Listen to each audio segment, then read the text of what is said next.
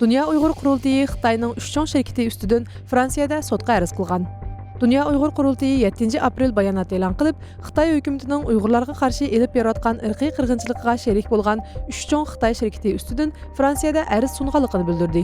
Bular Xitoyning texnologiya shirkatlaridan Huawei, Dahua va Haykanglar bo'lib, Fransiyadagi dangliq kishilik huquq advokati William Bourdon Dünya Uyghur Qurultayiga vakolatan bu arzni sungan.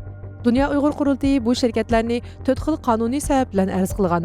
Ular bo'lsa-mu, irqiy qirg'inchilikqa sherikligini yoshirish, insoniyatga qarshi jinoyatga sherikligini yoshirish, majburiy emgakka sherikligini yoshirish va tashkillangan guruhlar bilan birlashib odam atkazchiligiga sherik bo'lganligini yoshirishlardan iborat ekan. Arznamada bu 3 shirkatning Xitoy hukumatining kamsitish xarakterlik siyosatlarini qo'llab, Sharqi Turkistonda keng ko'lamli ta'qib sistemasini qurish va mangdirishga yordam qilganligi aniq manbalar va dalil isbotlar bilan o'tirg'a qo'yilgan.